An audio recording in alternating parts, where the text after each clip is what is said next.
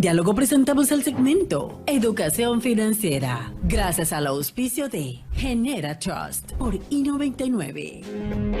Una vez más, saludamos a todos los oyentes y cibervidentes, televidentes de I99 FM. Les habla Eduardo Mendoza Paladines y estamos en el segmento de educación financiera. La semana pasada estuvo Eric Rincón con nosotros. Nuestro amigo es colombiano y pues tiene entre tantas de sus virtudes y sus achievements, es entre otras cosas, tratamos mucho el tema tecnológico. Él organiza equipos de trabajo y liderazgos en proyectos de incorporación de tecnologías vinculados a proyectos de autenticación electrónica, biometría dactilar, certificaciones electrónicas, abogado, catedrático, en fin. Hablamos de muchas cosas, entre ellas terminamos hablando del tema que es tan interesante, del posicionamiento de las fake news y de su posicionamiento e influencia de los mismos en la gente, la viralización positiva y negativa de los mismos. Vamos a conversar ahora. Francisco, buenos días. ¿Cómo estás, Eduardo? ¿Cómo te va? Amigos de I99, ¿no? Sí, efectivamente. Gracias, Eric, por estar nuevamente con nosotros. Es un gusto. En el programa pasado abordamos contigo sobre la transformación digital y fue realmente un diálogo riquísimo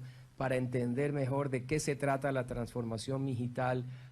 ¿Por qué ha ocurrido que básicamente todos estos cambios, estos paradigmas que se rompieron a nivel de la provisión de servicios y del entendimiento de la provisión del servicio, que es lo más importante, todo esto producido por la transformación digital? Y en ese sentido, encaminándonos a esta segunda parte del programa, que quisiéramos que tú nos comentes sobre un particular tipo de empresas, que son las denominadas fintech, que mucha gente habla de ellas, pero no necesariamente todos conocemos de qué se trata. Primero que nada, ¿qué es esto? ¿Qué significa fintech? ¿Y qué hacen y qué no hacen las fintech?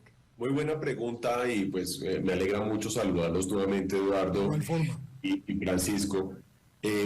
Hay un tema que creo que es importante y es la definición del concepto. Cuando se habla de fintech, estamos enfrente de nuevos modelos de negocio que, incorporando tecnología, permiten transformar un producto o servicio financiero. Es decir, hay tres elementos que hacen parte de esa definición. Innovación en todo el espectro. En segundo lugar, tecnología, ojalá tecnologías propias de la cuarta revolución industrial, como lo son blockchain, todo el tema de inteligencia artificial, big data y, por supuesto, el tema de Internet de las cosas. Y en tercer lugar, el concepto de transformación, que tal vez es el rasgo más distintivo de lo que hace una fintech. Una fintech no es aquel banco o institución financiera que comienza a realizar préstamos de manera electrónica. Ese puede llegar a ser un fenómeno de omnicanalidad, es decir, de que aquel producto que yo desarrollaba de manera física o convencional, ahora lo desarrolla de manera electrónica. El fintech tiene que incorporar un elemento de transformación. Y hay diferentes segmentos fintech. Fintech pueden ser de pagos digitales, de crédito digital, todo lo que tiene que ver con el insurtech o la tecnología para los seguros, la tecnología que permite el desarrollar el financiamiento colaborativo o crowdfunding, todo lo que podríamos denominar como neobancos, que están muy de moda en Latinoamérica, y por supuesto también lo que más fricción genera a nivel regulatorio, que es el tema de las criptomonedas o criptoactivos.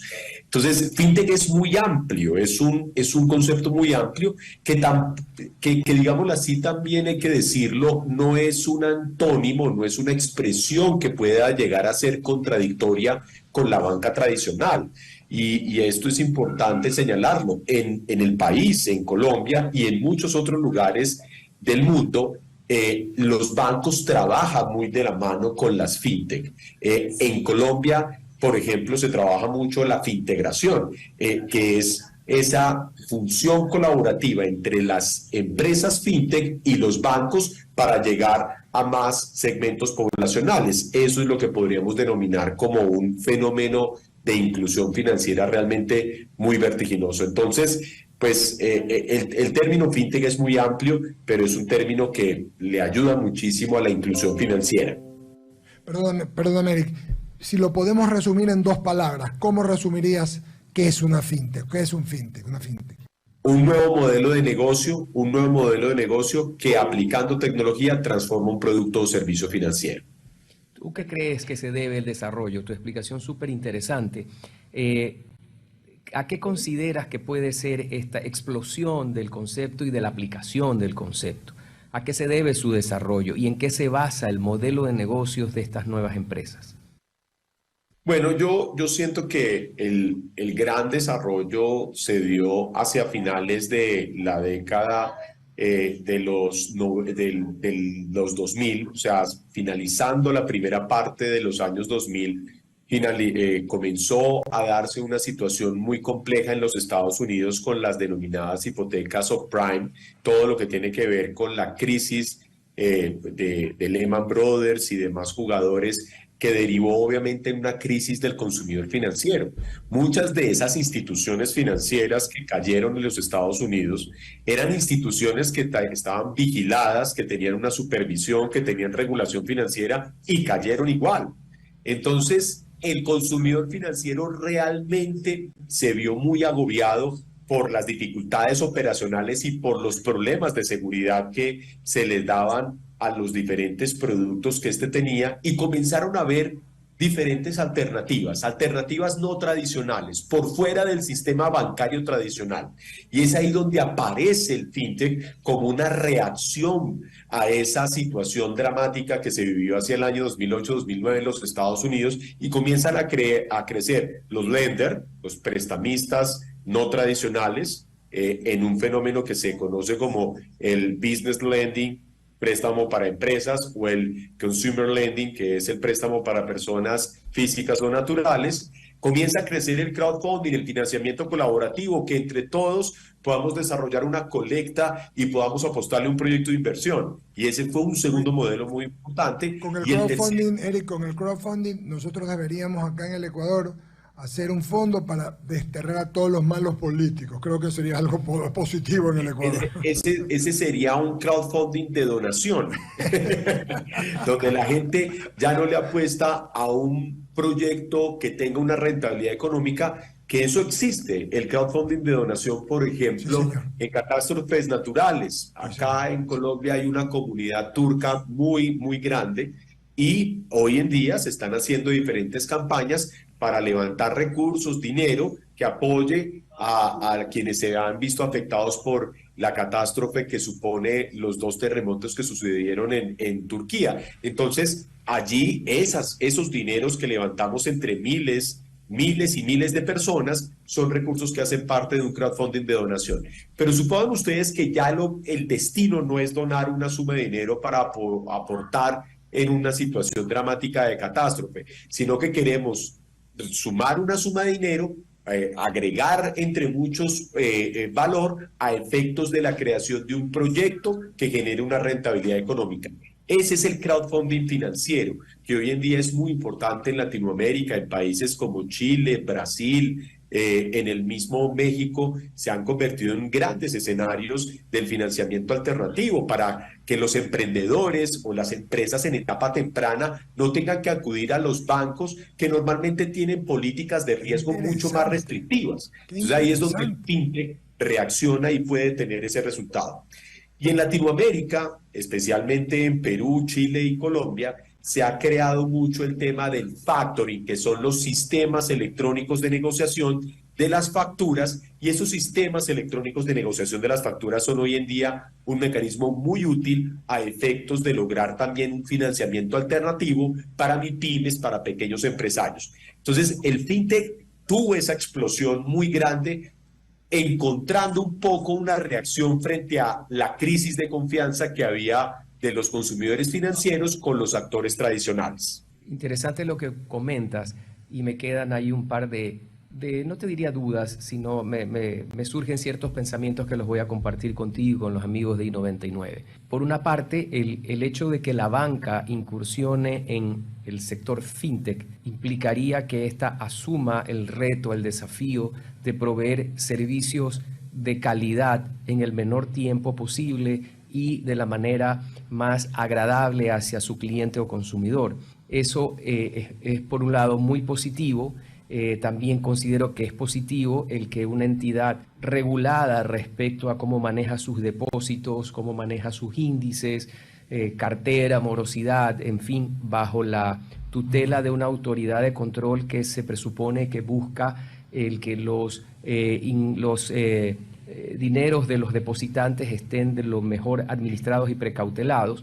Sin embargo, de esto, que es positivo, también puede surgir por el otro lado la inquietud de si la banca, como la conocemos, anquilose o coarte el desarrollo tecnológico, porque estamos en una etapa de profundas transformaciones y esas transformaciones no solo se traducen a nivel de las tecnologías que vemos en las aplicaciones celulares o en las computadoras o en la forma en que los procesos se desarrollan a través de la utilización cada vez más extendida de software. Estamos seres humanos detrás. Y un gran paradigma que tenemos que romper los individuos, quienes estamos en el sector empresarial o profesional, es justamente el de tener una mentalidad de cambio. Y a mí sí, honestamente, me preocupa cuando las entidades que padecen de elefantiasis absorben estas nuevas tecnologías porque en algún momento frenan su desarrollo. Atrás de las entidades hay personas. Por favor, yo solamente quería decir, primero que la verdad es que el técnico, que es el abogado Nogué, hoy día ha estado pico de oro, porque el hombre ha hablado... No, el que tiene que hablar es Eric, que es el que nos interesa. Pero has dicho cosas con Eric interesantes. Yo solamente pienso, Francisco, que quizás más adelante volvamos a hablar de este tema. Quizás claro, no ahorita, porque volvamos a hablar del tema. Es tan necesario e importante, tiene un segmento importante. Estamos haciendo educación financiera con Genera Trust para que la gente lo pueda entender. Pero lo que más relevo, y para ir concluyendo, es que los bancos se van a convertir en fintech. Eso, yo solamente quisiera allí una pequeña aclaración. ¿A qué te refieres, Eric Rincón, con eso? ¿Y por qué? Los bancos se han dado cuenta que la prestación de servicios de manera presencial con excesivos rigorismos, formalidades o solemnidades ha desaparecido. No pueden competir de esa manera.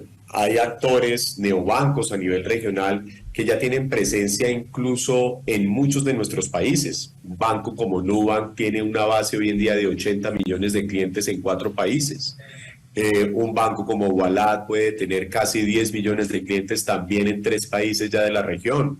Y por no hablar de Rappi, que es un neobanco de origen colombiano, que puede estar contando hoy en día ya fácilmente con unos 15 millones de clientes también. Entonces, si ustedes se dan cuenta, los bancos, que no son tontos y saben perfectamente medir las tendencias, vienen adhiriendo a su propia forma de hacer los negocios los atributos de experiencia de usuario, agilismo, tecnología, y obviamente se han venido volcando hacia el desarrollo de sus billeteras digitales y mecanismos que permitan activar su sintonía con esas nuevas audiencias que serán los principales usuarios de servicios financieros.